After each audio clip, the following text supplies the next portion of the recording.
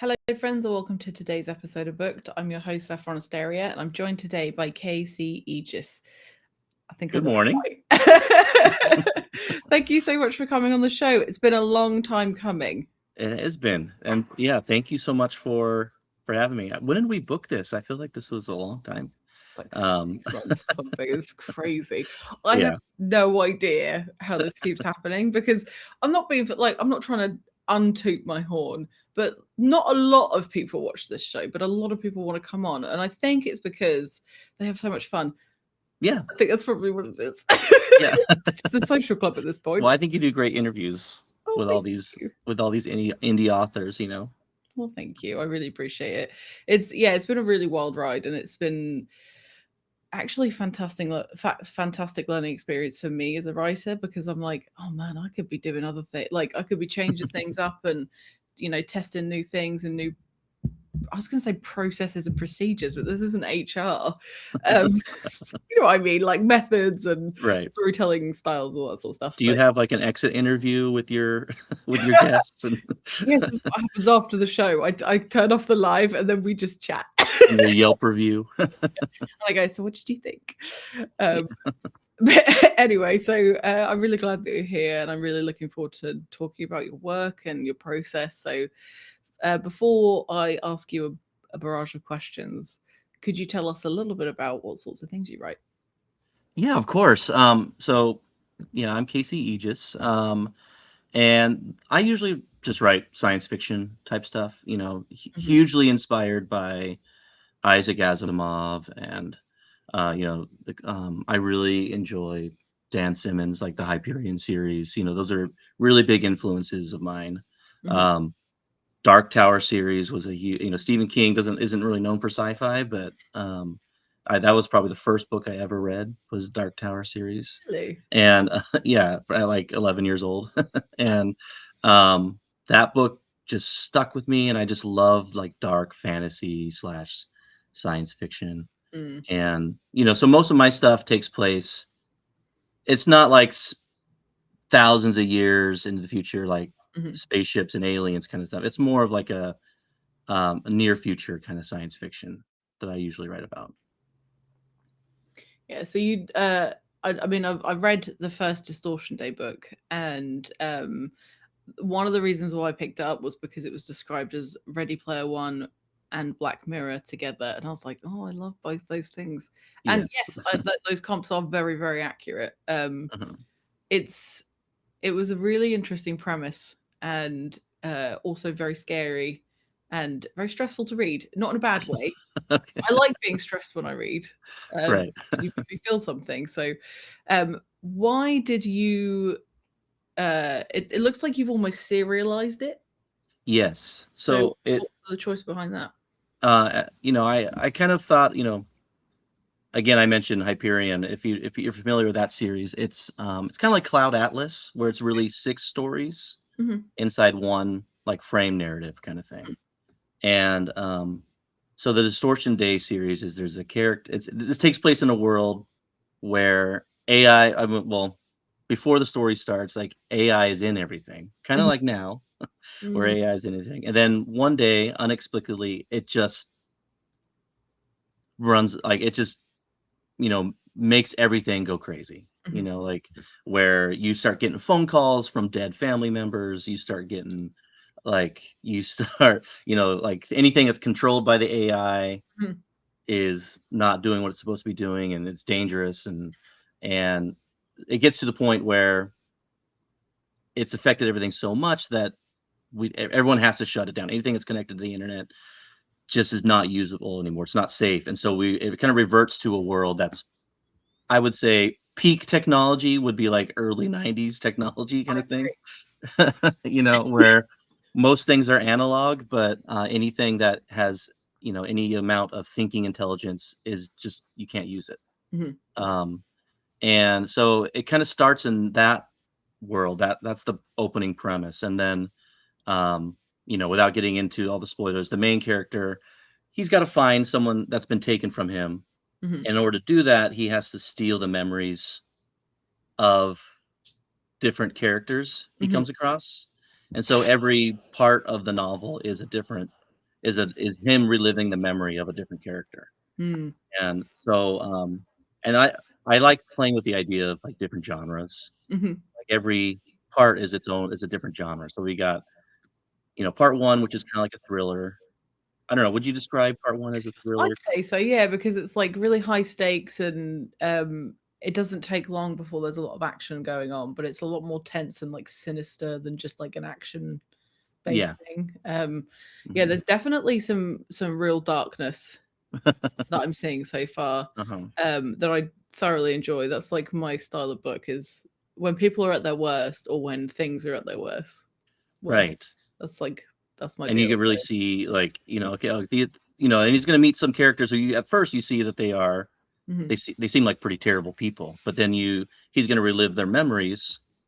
Like so you have part 1 up on the screen, but in part 2, he relives the memory of one of his people that attacks him, interesting. and, it's like this you see his evolution into how he became the way he was, and part 2 is kind of like an apocalyptic kind Mhm, of story as everything falls apart, mhm, and then part 3 is like a straight up fantasy novel where, like, these characters are, like, um, they're in this, like, virtual fantasy world, like, almost like Dungeons& and Dragons kinda mhm, thing, and then part 4 is gonna be like a romance, mhm. where the characters, like, so it's very different genres, and then you got part 5 will be straight up horror, and then part 6 is kind of a satire, you know, Interesting. and, and I just like the way it came about. It was really fun writing all these different genres and then piecing them together into this larger narrative. Mm. Um, and it is even when I'm writing, it's a little scary because I feel like a lot of this stuff is like, this is right around the corner. I was gonna say, I was like, I just maybe you're telling the future, I don't know. Um, so so having all of these different genres sort of knitted into this one sort of sounds like of quite a linear journey for the characters. Did you decide from the get-go that you were gonna do like this genre roller coaster, or did it just sort of happen like that and you were like, aha, pattern, excellent. Yeah, that was kind of the what I set out to do was because I'm like, man, I would love when I first started pitching this story, I was like, it's like Canterbury Tales, but like a Black Mirror version kind of thing. And people are like, not Makes a lot of science fiction writers nowadays are familiar with Canterbury Tales. I come Jeff from Canterbury, so I'm familiar with it. Okay, so you're a Jeffrey fan. That's I mean, fascinating. that was a big inspiration for a lot of it's weird. Like I love writing sci-fi, but a huge influence was medieval literature. I Interesting. love um like that kind of storytelling. Like my all-time favorite story is the Green Knight. Mhm. I don't know, are you familiar with that one or Mm-mm. it's it's a pretty classic Arthurian legend, Okay. and someday I would love to write like a sci-fi version of that. Just because it's like the storytelling, all the stakes and like the character development Mhm. is all there in like this story that was written, hundreds of years ago. Mm. Um, I just find it fascinating. So do you like actual historical, like factual stuff as well as historical fiction? Um, I don't read a lot of historical fiction. I mean, I like, well, I shouldn't say that because one of my favorite books is The Book Thief. If you've ever, such a great book. But I guess I like stories that are grounded in reality. Like Mm, they don't. I think science fiction. Obviously, it's this made up world, but mhm, you can a lot of times you can see the reflections of real life in the science fiction, and I just love seeing that. I love it when it's not super obvious, but um, it's nice to see how it like make the connections to real life and piece together. Oh, what is the author really saying about what's going on right now? And yeah. um, Like you social know, commentary sort of. yeah, Yeah. No, you're I agree y- with you. Like I like books very similar and like movies and TV shows as well because I love Black Mirror. right. Black Mirror is peak television for It me. is. It really, really is. So good, so well written. And I have to be so careful because I keep thinking I don't know if you do this. Please, I hope you do. I write down book ideas. So I've got like a notes app on my phone. And I'll just write like a couple of sentences about it. And I'm like, this happens and this happens and these are the stakes.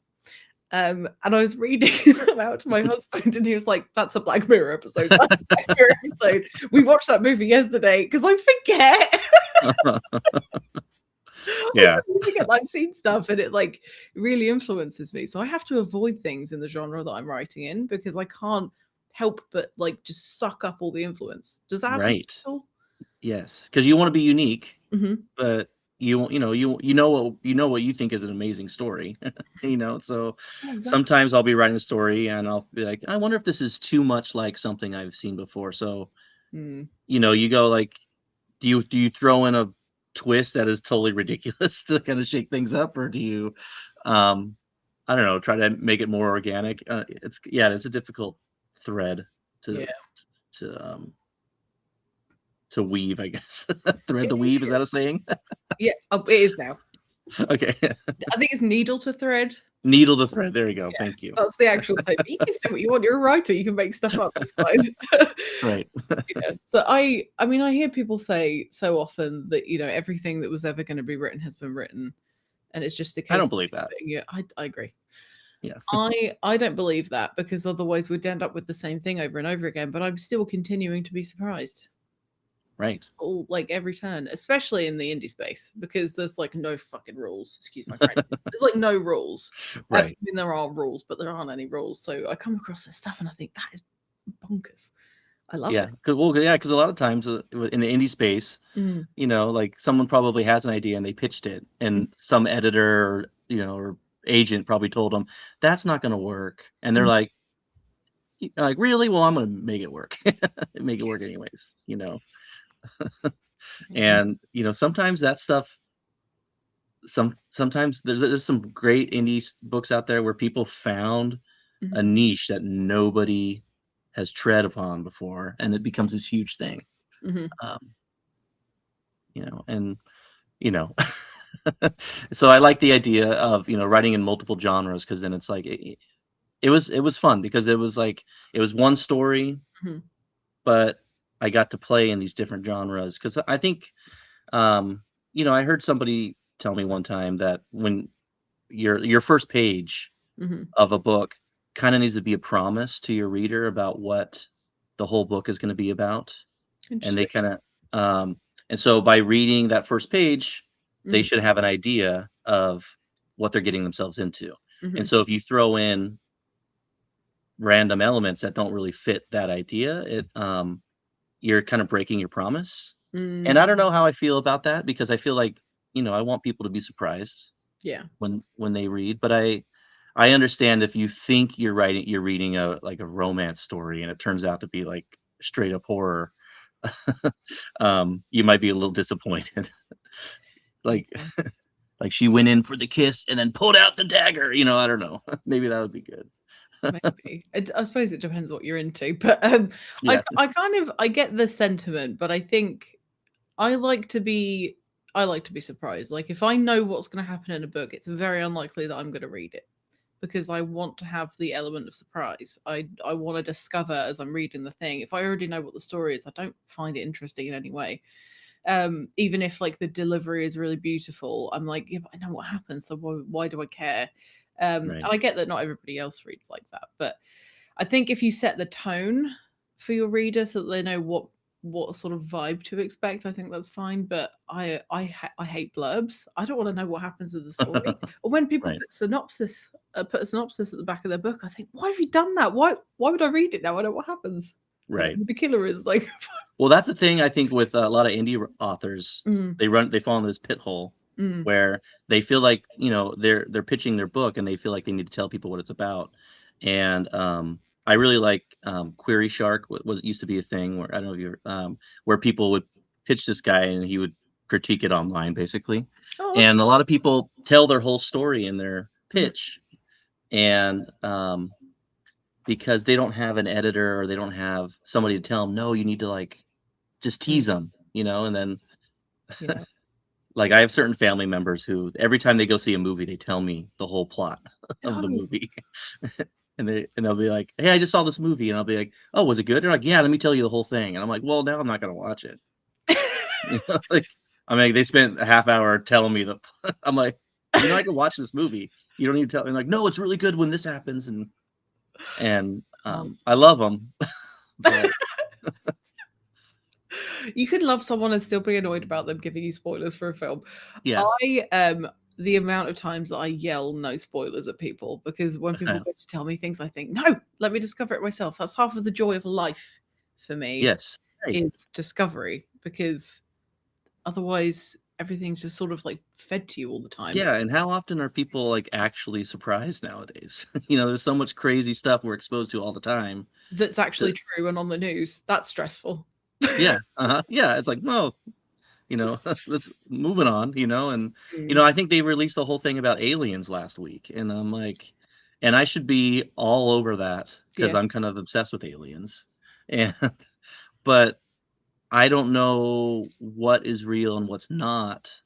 And so I'm having a hard time getting excited about it or getting interested about it because I'm like, well, if I dive into this, how am I going to know what, you know, what is legitimate and what's just like some guy making a AI video, Yeah. um, Yeah. I think which is it takes the yeah, whimsy out of life, I think. yeah, Having totally. that skepticism of what we see. I mean, we're fed so much information, and as you say, like, not a lot of it is actually real and genuine. That I think it makes me cherish actual genuine moments in life. And I find myself looking at my phone and going, what am I doing? I'm not doing anything. I'm just like looking at lights, like it's not benefiting me in any way. What I do have to ask you, do you think there is life out there, intelligent life out there, not on Earth? I mean, I think it's a given that there's somewhere out there, Hmm. but like, you know, I have this you know, it's like, but the rules of physics kind of make it so that it's pretty unlikely that they would be able to get to. I mean, I just read are you familiar with the three body problem? I have the book, but I have not read it. It's on my list of things, but I'm prioritizing interviews at the moment.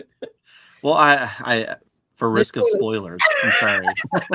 For risk of spoilers, I mean, a big premise of that book, which I kind of agree with, is that there actually are aliens everywhere. Hmm. They're a lot more common than we think, Hmm. but because they're so dangerous, I mean, like if you were an alien species that could travel across the galaxy, Hmm. you'd probably be pretty dangerous to other species Hmm. that could do the same. Hmm. So as a means of survival, all these alien species have to come up with ways to hide, they cloak themselves from each other. Mm, So, so the idea is that there's a lot more aliens out there, but they're all hiding. You know, mm, this is in like the astrophysical world. It's called the dark forest theory. hmm. You know, Interesting. um, which I find fascinating. I'm like, it's kind of it's kind of scary. You know, it's kind of like the idea is, you know, if an alien species found us, what would they do with these little Flashbacks. these flesh bags, these little ape-like creatures that are that haven't developed space flight yet, you know? Who knows? They might keep us as pets Maybe. or you know, I don't know. There's always some kind of story where the aliens come and the humans have something that they need, and so Mm, the heroes become useful or humans become useful in mhm. I bet it'll some be way. like I don't know. Facebook or something stupid like Yeah. They're like, oh, "We really need somebody that knows how to hashtag. We haven't been able to crack that code in our alien species." I Yeah. bet it's something really daft like TikTok dances or like Yeah. something that is just totally ridiculous, and they're like, "Wow, that's amazing." I have this theory that they know about us and they don't want to go anywhere near us because we're screwing this up.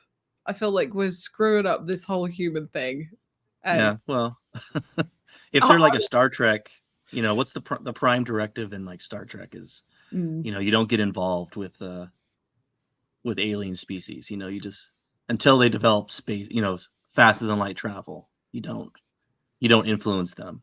yeah. Um, I don't know. That would be nice. I thought that would be the nicest. Hmm. Um, that they're just kind of on the sideline rooting for us. Like we're their reality TV. They're like, man, well, like they're just like if they could just get it together, you know, and like you know, Oh, it's that's kind of funny. like watch. I mean, it's literally like watching like a Survivor or something. You're kind of like rooting for the I was thinking more like the Truman Show. Oh yeah. Hmm. I was obviously I don't have like a super high opinion of myself, but there are like little moments where I think, what if I'm the main character? And as a kid, when I watched the Truman Show, I thought, oh my god, what if it's me? And I lived in like fear that people could see everything that I was doing. And then after I got past a certain age, I thought, if they see me picking my nose, I don't care. That's really funny because I used to do the same thing. Did you? Yeah, because I feel like when I was younger, I don't do it so much, and, but like everyone I was younger and I'm by myself. When you're by yourself, there's no one around you, Mhm. and you think, what if I am on the show? And then you start doing like you start walking a certain way, like how would the hero walk? You start doing like poses, like Like I better cover like myself would up. this be a good camera shot if I looked? I mean, maybe I don't know if you took it that far, but I'm actually Yes, I did. That makes me feel you tons know better. And thinking, what theme music would they play? What poses do I need to hit? I'm glad it's not just me. Yeah, I didn't know we were going to discover this about you today, and I'm very pleased that I we know, did. right? Yeah. So, how long have you been writing fiction? I've been writing fiction since I was like, like probably middle school, I guess. I used to like go in my room and write these long fantasy stories, and hopefully no one ever finds them because they're kind of ridiculous. Like they're always like, they're always like epic battles and stuff, and but then, I went to college, got my degree in literature and creative writing, and became a teacher. Mhm, So, I teach middle school in the Los Angeles area, mhm, and so it really is very much part of my world. And then I've always wanted to write, but then when I kept on thinking as a teacher, mm, I'm gonna have summers off, and that's when I can write. I'll have time to write. But then life just happens, and I have when we have kids, we have 3 kids, and so my summers were full of of playing with the kids mhm, basically, and so I'm I'm realizing that this like career that I've chosen isn't really giving me time like I thought it would mhm. to write. So so I set up a space in my garage. That's where I'm at right now. That's awesome. live live from my garage. It's Wednesday morning. um but and I just usually most of my writing started happening like kind of in the middle of the night when Mhm, the kids are sleeping, um and that's where I Her Gilded Voice is actually the third book I finished. okay. It's the first book I got published. Mhm, So that was a long answer, but I think I've always been writing, but I got serious about writing mhm. probably in 2011. Oh, wow, so quite a while ago. So right after my third child was when my son was born, Mhm, um, I was like, you know what? Like, I realized that the time is never going to just be available. I have to make the time, and I have to make a conscious effort mhm, to make the time. And so at that point, it was like, okay, if I'm going to make the time, I have to make a space and dedicate myself to sitting down and writing, mhm. you know, 500 to 1,000 words a day, basically. So did you plan it out like that? You were like, I have to write this amount each day, otherwise it's never gonna get done. Yeah, pretty much. Mm, Yeah. And it and it feels good. I mean, like it's kind of like building endurance for like running or sprinting or whatever. It's like, mhm. the first time you do it, it's difficult, but then once you kind of get in the flow, it kind of you kind of crave it, honestly, Yeah. you know. Um, and when you miss a day or something happens and you aren't able to write, you kind of feel like um I don't know, you feel like you got a leak in the spaceship and you got to fix it or something. So do you ever get into like a flow of like, oh, this is all just sort of coming out and you just can't stop writing? Or do you say like set yourself a limit for a day? No, I mean, if there's been days where like I will sit down like because my books are usually like chapters, Mhm. or they're chapters, but I treat each chapter as kind of like a short story, and Mm. so each chapter has its own arc and has um, has its own issue, and there's usually some. I mean, it's part of a bigger, the bigger picture. But Mhm. um, if I'm in a flow, I'm not going to be like, oh, I hit my 1,000 words, I'm going to stop. I'll just keep going. And sometimes I'll be up till like 3, 4 in the morning, Mhm. um, writing a story, and then I got to get up for work in like a couple hours, and Oh my it can god. be rough sometimes. Yeah. But I think you have to seize those moments though, because if you're in a good right. flow, then sometimes that's when the best work is done. I Oh feel yeah. like early hours of the morning, and I don't mean like getting up early, I mean like being awake until the early hours. That's when I do my best work Hmm. because like I become just slightly more unhinged, slightly less worried about what I'm doing, and it just sort of happens. Um, Yes. yeah. Something about those witching hours, right? So, Mhm. where yeah, and when it's really cool when I mean, people say you can't really control when the muse shows up, but um when it does, you're like, you don't want to kick her out Yeah, right right. away. Be like, She's graced you with her presence. You got to entertain right. her. So, her Gilded Voice is published through Elsewhere Press. Yes. Could you tell us a little bit about how you got to that point? Because you've obviously self-published and you're with indie Yeah, press. so Her Gilded Voice was it was published by Elsewin, which great indie publisher. I love them so much. It was really great because they had the book launch in Scotland, and at Wow. Worldcon in Scotland, and so it was a really great opportunity. My wife and I, we got to fly to Scotland, do this whole like book launch. It was very cool. Like That's I've very cool. Yeah, and Scotland is a beautiful, It's stunning. beautiful place. It Oh my was very sad to come home to. I mean, I love parts of Southern California, but mhm. Scotland is just amazing. Stunning. Yeah. Um, but so that's like, that was the fun part about the publishing part. But writing the book, it came from a lot of places. I think we talked a little bit about it before, but Mhm. I was working with an agent, and I had written a book about like robots Mhm. um, beforehand, and it got picked up by that book, and it impressed somebody over at a big publisher. Mhm. I'm not going to name the name, but No, please don't. and they said, "Hey, we really like this book, but it's a little bit too adult, you Hmm. know, a Okay. little bit too adult. So we want you to write. We like your writing style. We like it. So we want you to write a book about a menacing Alexa, like an evil Alexa." Mhm. And I was like, that was their premise. Like, that was all they told me. Like, we just want you to write a book about an evil Alexa. And so they had me write 3 ideas, Mhm. and I pitched them all 3 ideas. And of the three that I wrote, they picked the one that I liked the least. Interesting. And they had me work on that for about a year. Mhm. And as things go, it just kind of fizzled. And Mm. so it kind of fell apart. But then, and I was like, that didn't really work. So I'm going to take the idea that I really liked, and Mhm. I'm going to write that story. And that's eventually what Her Gilded Voice became. That's And really cool. it kind of reminds me, like, I don't know, I kind of I have this theme in my writing where, like, when people tell you you can't do something, it kind of makes me want to do it more. Mhm. you know. So they told me, like, hey, we don't really want that version. Mhm. But I'm like, but that's the one I want to do. So, Mm.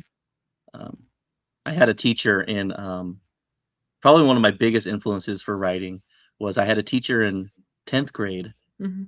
Um, it was an English class, and I wrote this horror story that I was very proud of Mhm. because, I'd been reading a lot, since I was, in elementary school, and I was Mhm. reading a lot of Stephen King, a lot of Isaac Asimov, and Mhm. um, I'd write these stories, and I turned it in, and the teacher gave me an F on it, gave me a 0, and I was like, "Why do you give me, like, what's wrong?" She's like, "There's no way you wrote that." She like Oh. she told me, "There's no way you wrote that. You copied it from somewhere." And I was like, "Well, where you think I copied it from somewhere?" And I didn't. I wrote the thing, but she just would Weird not. compliment. What? Yeah, it was a weird, like, and I took that as like, okay, okay. One, she has no faith in me. You know? So that's interesting to know. And two, she thinks it's good enough to be, like not like a professional piece of Mhm. work, you know? That's And so I cool. was like, okay, so I think I'm gonna go with this. I think I'm gonna take that, take that backhanded compliment, and I'm gonna, do some more writing. Mm. That's I really took that cool. as inspiration. I don't know, but I don't know if I should have, but I did. I think you should have. I think it's important to see every opportunity and seize every opportunity that you can get that helps you to pursue the dream that you have, because like you can basically see um affirmations and like anything. So if you're able to be like, wow, that's actually quite insulting that you don't believe in me, but actually if it made you believe in you, then it was worth it. Yeah. I was looking at, actually, I tell a lie, let me start again. So my mum, so this is irrelevant, I promise. My mum sent me, was like in the family group chat thing, like a picture of an old school report from like the 80s of hers. And Mhm. maybe it was earlier than that. Maybe it's 60s. I can't remember. Anyway, I can't remember how old she is. 60s, I think, 70s, whatever. And it said, I'm not going to say her name, but blank uh, would do really well if she just concentrated. And that was the exact same thing on all of my school reports. If she just tried and concentrated, she'd do really well. And I'm thinking about finding all my old school reports and scanning them and putting them in the front of my debut. Like you were right. Yes. Because they were right. If I just Yeah. concentrated and actually paid attention to doing stuff, I would have done a lot better. Yeah, so is that gonna be something that's gonna be, on a tombstone? Maybe. Saffron Asteria, like, she'd do really great if she just concentrated. Yep. Yep, absolutely. I it's true.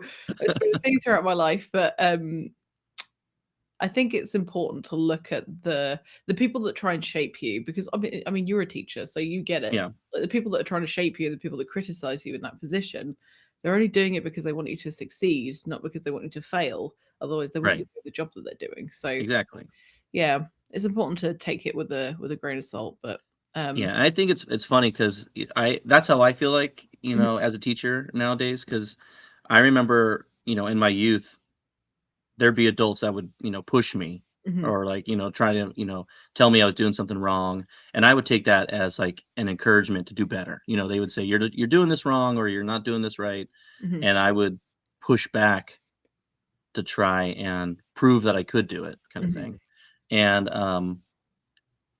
I as a teacher, like, I felt like when I first went into teaching, I've been teaching now for 20 years. Oh wow. But, like, when I first went into teaching, I felt like that's how you taught, because that's how I taught, Mhm, was through adversity, mhm. basically, And so I felt like if there was a kid that was struggling, I could, I could, you know, um, Push them a little bit. push them a little bit, be critical a little bit, and they would push back and be all the better for it. But I realized pretty early that some kids don't respond to that. Mhm, Some kids like, you give them a little nudge, mhm. and instead of pushing back and learning, they just fall over, and then it's like, now they're on the ground, and it's like, not literally, of course. Yeah. Just going around pushing kids over. And just shoving kids in, like, "Oh, you're writing that essay poorly." Wham! Like, put like like, Oh, that's so funny.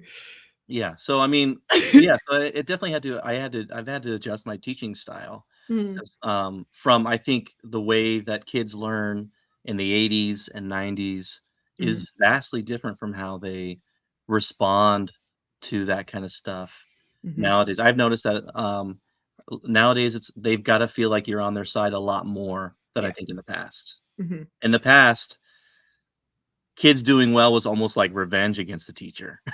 Yeah. Like, I had math teachers who I did not like, but I got A's in their class because I was trying to prove to them that, like, "How dare you treat me bad because I'm doing good in your class. I've conquered your class," kinda thing. Um, but I think a lot of kids, that's not how kids think these days. which Yeah. is probably healthier, I you feel know? like it is in some way. I think there's a fine line between being don't be mad at me internet, being overly sensitive and being willing to like take criticism. And I mean just like solely based on like academia. Yeah, And I do wonder if it's like a generation like I'm not gonna ask how old you are, but I wonder if it's like a similar generation to us. So I grew up in the I was in school in the 90s and the noughties, and I feel like that was like the last wave of um the kind of sort of learning that you're talking about. And I do wonder if all of these kids that grew up in that atmosphere have thought, I don't want that for my kids, and taught them how to be, more right, more resistant to criticism. And I don't mean resistant as in can take it, as in like they won't take it and they right, won't accept criticism. But correct. I mean that's a very blanket statement, and obviously that everybody's different. But it's something that we have to learn through life is that actually not everybody deals with things the way that we deal with them. And it's I think it's important that people are able to be more expressive and be able to be like, I'm drawing this line, you're not going to treat me like that. So it swings and roundabouts. I wonder if it's going to come full circle and then go back to the 80s again. I don't know. Yeah, I feel like everything, is everything goes out of fashion, then it goes back in, who knows? I mean, they're gonna bring back the Switch and the all the crazy stuff they had, Mhm, um, back in, like, the '50s. mhm, My parents would tell me, I mean, I thought I had things rough, but my parents would tell me that, "Oh, our teachers would, like, use paddles," mhm, and I'm like, "Well, that's a little extreme," mhm. you know? Yeah, I don't think we should bring back corporal punishment because that's just child abuse. Yes, It's I just child agree. abuse. Because my mum went to a Catholic school, and that apparently that was Okay. awful. And I was like, that explains so much about you. We have a lovely compliment in the chat from Ellen Holmes, who was the founder of the SSBA, so the Small Spec Book Awards. Apparently, the readers loved her gilded voice, so she's glad that you followed your passion. That's Okay. Thank you so much, yeah. yeah. Yeah, it was so cool to be nominated Hmm. by the SSBA, Hmm. the Small Spec Book Awards, right? Yeah, it was that was a really cool experience. It Hmm. was really cool to see people reading the story and, liking the story, and, Hmm. um, I think it was a finalist last year, I believe. It was already a year ago? Yeah, the Yeah, 2026 one is running at the moment. So, yeah, um, yeah, I think the semi-final announcement is July 1st, 10th. I can't remember. I that's should know. cool. It's on my calendar somewhere. Yeah, It's July, I'm sure, beginning of July. yeah, But yeah, it's really nice to see these awards that are focusing like largely on indie presses or self-published works, because it helps to legitimize the indie experience, because I feel like that is something that we need more of, is to be able to go, okay, well this thing is quality and it has value, and it's not just some random thing that's had no sort of standards applied to right. it. Because I think that is still like a massive barrier between, like a lot of readers will just go into a Barnes and Noble or whatever and then look and see what's good, but to trust someone that they've never heard of with potentially a questionable cover, it Yeah, depends on right, the cover. yeah, But potentially that, and then to like trust that that's going to be good, because it's so hit and miss whether it's trad or indie. Like it's all books are hit and miss in my opinion. yeah, But yeah, I think there is still a lot of stigma, but I think things like the SSBA are making fantastic progress to like legitimize this as an option, like self-publishing and going through indie presses and things like that. So yeah, right. I mean, I think it's hard for a reader, honestly. I mean, a writer, it's like going to Costco. You go to yeah. Costco and they have the free samples, Hmm. and I'm always going to take the free samples because there's very little like that I have to do to get that free sample, Yeah. and um, but with readers, like every if you take a chance on any book, Hmm. that's a lot. It's a time commitment that So yeah. that a lot of other mediums don't have. Like they can try a snack here, or do something, and it's not. It's a couple bucks, couple minutes Hmm. of their time, but a book takes there's been times where I've been reading books for like months, and Mhm. it, um, it just it's a lot more almost like a relationship kind of thing between the reader and the writer. Yeah, I think it is absolutely, and I think things like this, where readers are able to get to know the person behind the work, for me it's improved my experience with books because I can hear your voice when I read it, and I can understand your motivations and why did you make those choices, and it definitely is a rewarding experience to be able to deep dive, because you I feel like it makes it more attainable and Yes. makes it more tangible as a thing. So yeah. I have Right. a couple of questions for you before we wind Sure. the show down. So do you have dreams for your writing career? Like, would you like to do it full time one day? Yeah, I mean, 100%. It would be great to I mean, the dream. I mean, Roald. I mean, obviously, someone like Roald Dahl. He's a pretty amazing writer. But just the way he would describe his writing career, he had like a little like office in the back of his house where every day he would go, and it was like he would, you know, that was the job. You would go and you'd write from like 10 to 4 in the afternoon, and you treat it like an office job, and Hmm. you like clock in, clock out kind of thing. Hmm. Um, it'd be nice to have that as a job because right now I feel like my writing career is very much like guerrilla warfare. It's like, you got to get in, you drop some bombs, and then you got to get out and run back to like your real world kind of thing, um, but yeah, I mean, it would be nice. It would be cool. It would be, I think ultimately it's, um, I mean, I feel like I just need to write, um, for, in whatever capacity. It just helps me, um, process this crazy world we live in. Yeah. And,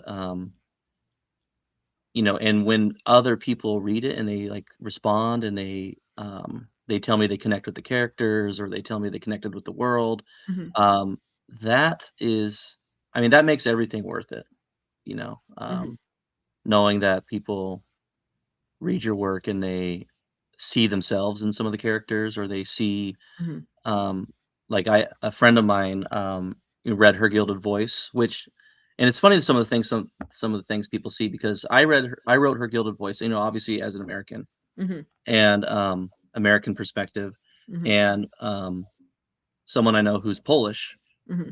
read it, and they were adamant that I had written it about like the invasion of Russia or actually like some kind of like fascist invasion in their Hmm. country, and was Wow. like convinced that I had used that as inspiration in this book. Interesting. And yeah, it felt like it was very interesting. And I was like, Hmm. oh, so it to me it's cool because they are getting something out of it. Mm. Um, and I think that's really the joy of reading is that you can get so every different people so many 1,000 people can get 1,000 different things out of it.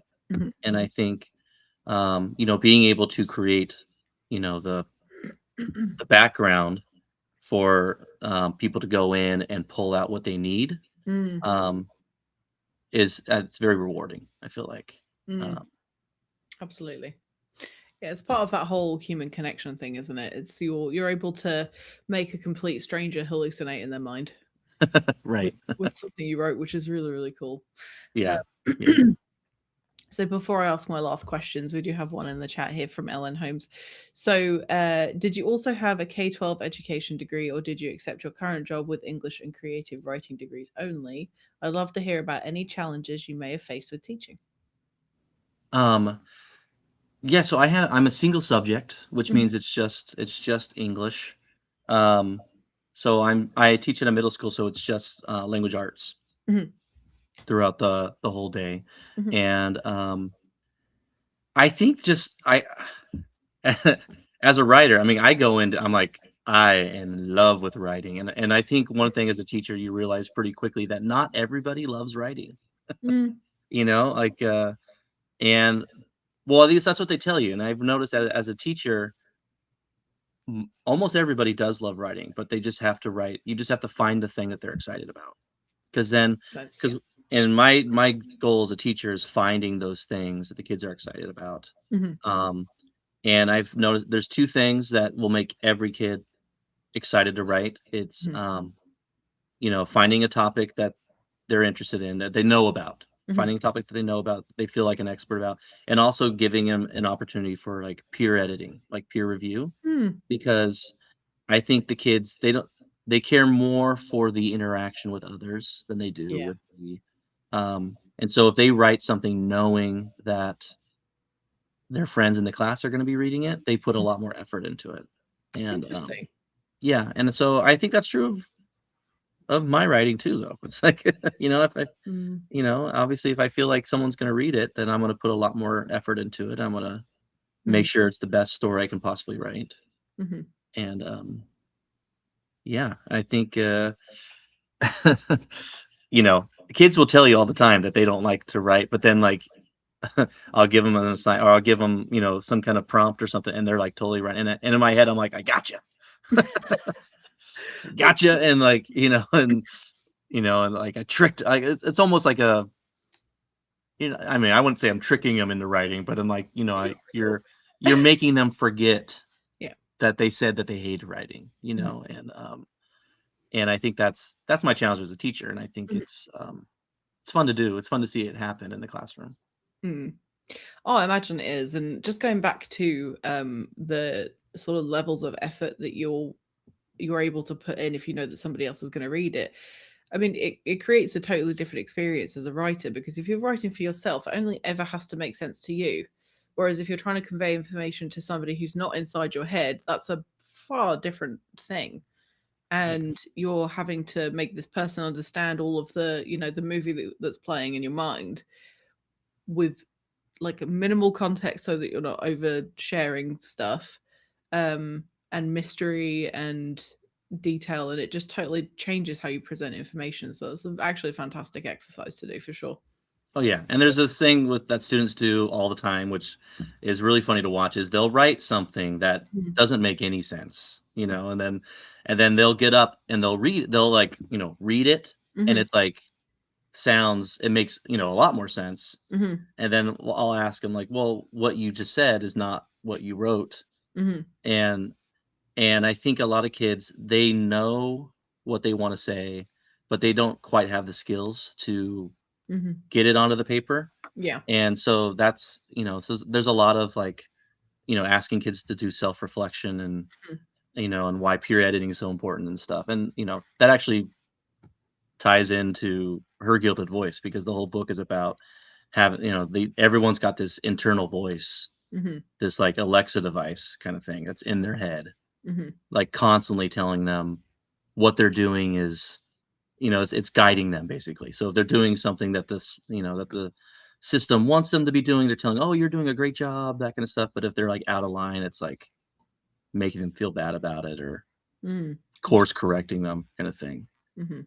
And I don't know, the whole writing thing and the whole I've been very fortunate that my writing life and my, a lot of times they intersect, but Mhm. the writing I do as an author is not really appropriate for If middle it school is, students yeah. sometimes. Well, do you think that teaching has helped you with your writing? Has it exposed you to new ideas? Has it made you sort of analyze what you do day to day as a writer?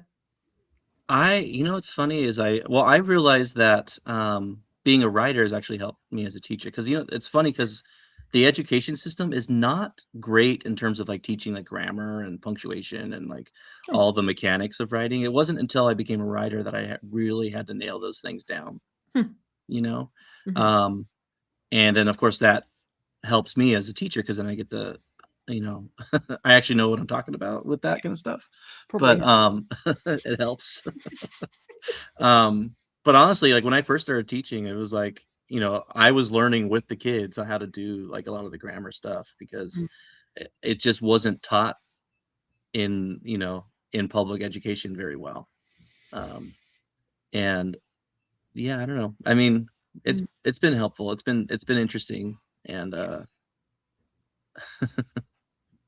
I don't know what else to say about that, but No, that's just fine. yeah. It's because I've actually spoken to a lot of teachers, Like there are a lot Yeah. of teachers that write on the side, Hmm. or it's their hobby or whatever it is, and I get different answers from different people, and it's interesting that yours is like the flip, where actually your writing has helped you become a better teacher because you know we all get different experiences from the things that we do. So I think it's very cool that you've been able to basically improve upon the system that's in place for kids so that they can actually have a better experience. And if any of them become writers, they can Yeah. thank you. Well, Their editors also thank being a writer, it's good and bad, because there's you. been some things about being a writer that does not translate to being a teacher. Because like as a writer, wanting to become a better writer, initially I would go on to websites like Critique Circle, or like basically sites where you can put your work up and other writers would criticize you.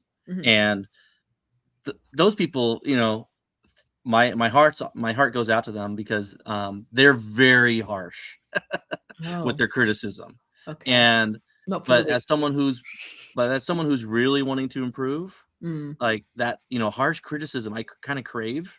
Interesting. Like Okay. I really, really enjoy harsh criticism. When I'm especially when I was first starting to write. Hmm.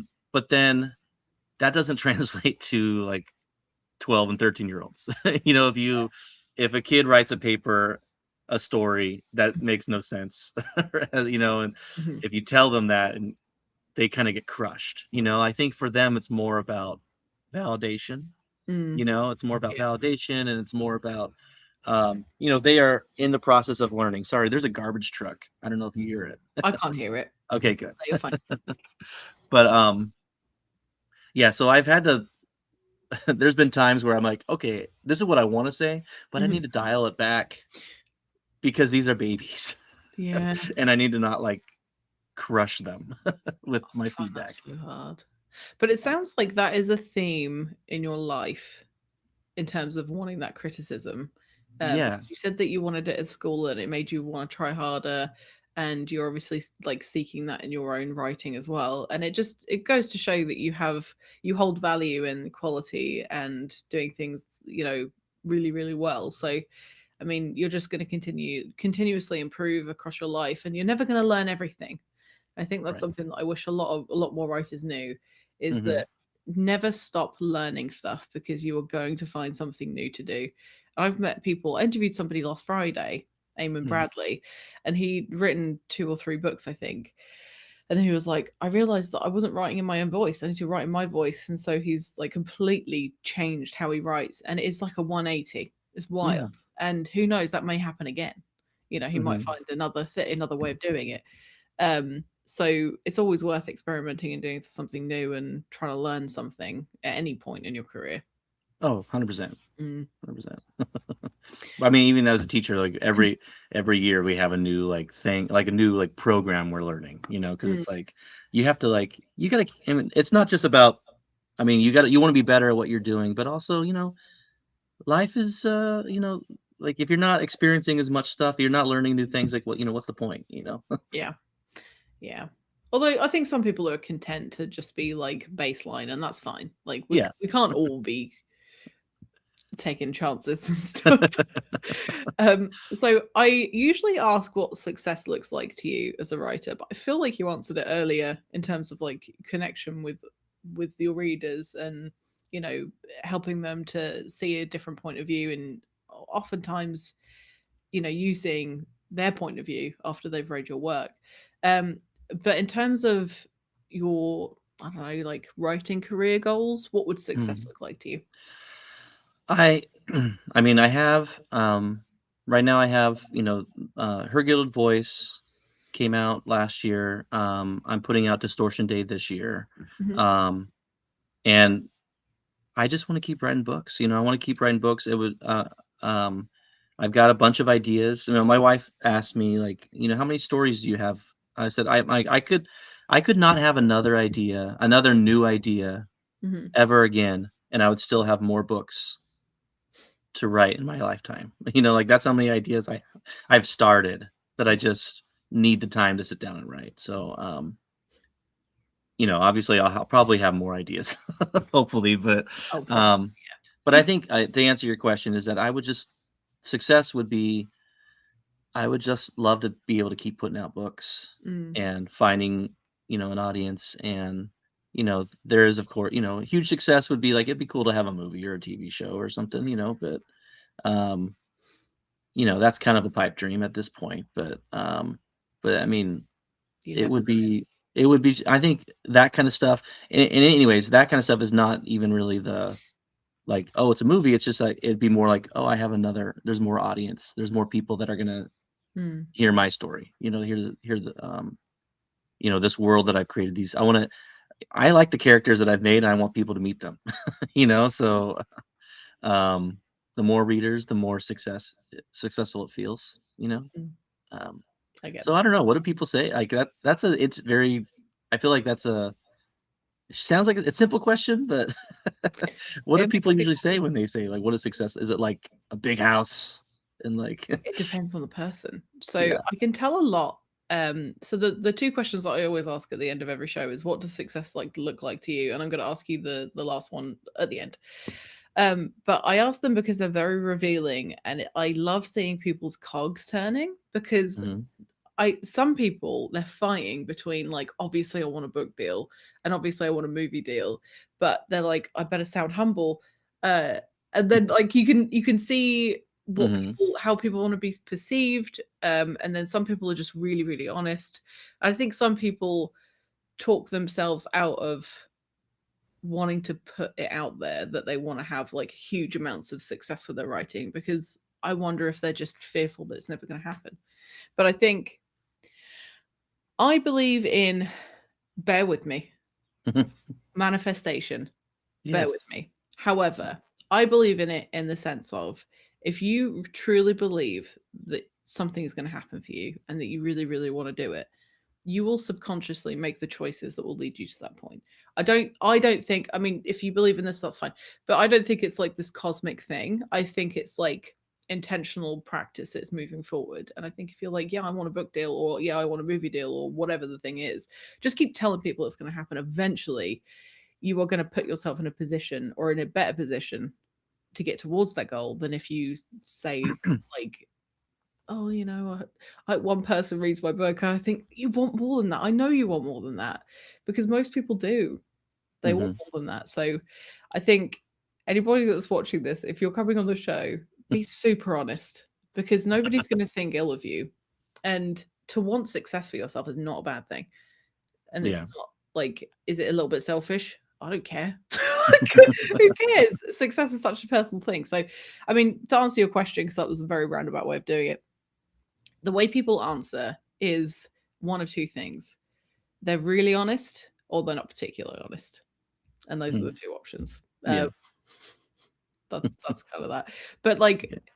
I don't know. I think there is this like fear of being perceived that people have, especially writers, because we all hide behind our work and don't really want people to like pay attention to us as individuals. So we want people to pay attention to us, our books and our work. So yeah, it's a tough one. Um, Right. I so feel like, go back to what you said earlier. We were talking about, book endings and like, how should a book end kind of thing. I feel like with the writing success, mm, I feel like it should, just like with a book ending, it should feel like it should be a surprise, mm, but it should feel inevitable when it happens. mm, Like, so it's a surprise ending, but it also feels ending. So I think success for me, mm. it's like when it happens, it'll, when I, reach huge success, it'll feel like a surprise. Yeah, But it also, I put a lot of work in, so it'll feel inevitable kind of yeah. thing. That's kinda how I view it right now. That makes sense. That makes sense because I think it's important to believe that we can succeed, but also there is this like one in a million chance of it actually happening. So we have to set Mhm, expectations for ourselves so that we're not too disappointed. But mhm, we are always disappointed, I believe, when things don't happen that we really want to happen. mhm, So the final question that I'm going to ask you is if you could go back to the point in, I think you said 2011 when you started really taking your writing seriously. If you mhm. could give yourself any advice at that point, what advice would you give? Ooh, that's a good question. It's my I favorite. think, I think it would be to have more faith in myself. I think, have more faith in yourself because, you know, I think as a writer, you're by yourself, and you think you know, by yourself, you have a lot of self-doubt and Mm, you question what you're doing. But I think um, writing's this great thing that you only get better the more you do it. mhm, And you know, if you have confidence in yourself, I think you know it'll work out. If you mhm, just That's kind of the advice I would, because I had a lot of like, you know, wishy-washy feelings about writing when I first started, mm. you know, but now that I'm here and I have a book that's published and more coming, I'm like, you know what, I should have been a little bit more like congratulatory early on, I feel Mhm. like. Interesting. That's a good Yeah. answer. I like that. Mhm. Awesome. Well, I just want to thank you so much for coming on the show today. It's been such a pleasure to get to know you, and I can't wait to see what you do in the future. Thank you so much for having me. It's been a real pleasure. Of course. If you're watching this live, thank you so much for joining us. If you're watching the recording, also thank you for joining us. If you wanted to check out Casey Aegis. Aegis Aegis, yeah. work, oh my Mhm. god, I got it right the first time. Aegis's work. There is a QR code right there, and it goes to his website. And there should also be a link below. And if it's not there right now, I will put it there immediately after this recording finishes. I've made it very easy for you to go look. Let's go look. Uh, I'm going to wave goodbye, and I will see you on the other side. Okay. Goodbye, Thank you. everybody. Bye. Thank you, everybody.